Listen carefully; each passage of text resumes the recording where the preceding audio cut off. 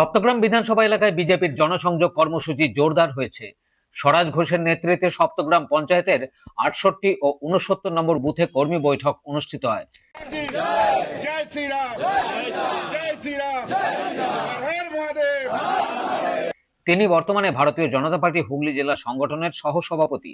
বৈঠকে পরিবর্তন যাত্রা নিয়ে বিস্তারিত আলোচনা করা হয়। বুথ ভিত্তিক সংগঠন শক্তিশালী করার উপর বিশেষ জোর দেওয়া হয়। স্থানীয় কর্মীদের ঘরে ঘরে পৌঁছানোর আহ্বান জানান তিনি। আসন্ন রাজনৈতিক লড়াইকে সামনে রেখে প্রস্তুতি নেওয়ার বার্তা দেওয়া হয়। কর্মীদের মধ্যে যথেষ্ট উৎসাহ ও উদ্দীপনা লক্ষ্য করা যায়। আগামী দিনে আরো বৃহত্তর কর্মসূচির ইঙ্গিত দেন নেতৃত্ব। সভা শেষে একজোট হয়ে কাজ করার শপথ নেন উপস্থিত কর্মীরা। এদের কোনো লজ্জা নেই, তাই আমাদেরকে সজাগ হতে হবে, আমাদেরকে সচেতন হতে হবে। সচেতনের লড়াই করে লড়াইয়ের ময়দানে সকলকে জোট বেঁধে নামতে হবে এবং বাংলাকে পরিবর্তন আনতে হবে। 2026 নির্বাচন, তৃণমূলের বিসর্জন নিশ্চিত থাকুন। আপনারা যদি সবাই ঠিক থাকেন, বাংলা পরিবর্তন হচ্ছে, বাংলা পরিবর্তন হবে, এই কথা বলে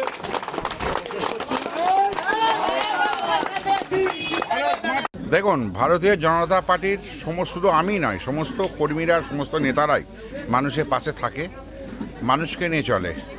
তাই যদি কোনো মানুষ বিপদে পড়ে বা যেখানে সরকার যাদেরকে কিছুই দিচ্ছে না, সরকার তো শুধু ভোটের রাজনীতি করছে।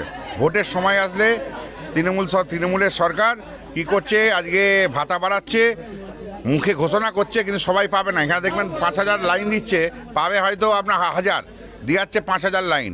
তাই এরা শুধু মানুষকে আইওয়াশ করাচ্ছে ভোটের জন্য। আমরা আইওয়াশ করি না, কারণ আমরা মানুষের পাশে থেকে মানুষেরকে সাথে নিয়ে আমরা কাজ করি, মানুষের পাশে 24 ঘন্টা আছি। সে আপনি কোনো অসুস্থ রোগী বলুন এবং কোনো গরিব ফ্যামিলি বলুন বা কোনো পরিবারের যে কোনো দরকারে, যে কোনো প্রয়োজনে, সুখে দুঃখে একমাত্র আমরাই থাকি। সপ্তগ্রাম থেকে রাজেশ দেবনাথের রিপোর্ট, খবর নিউজ 6।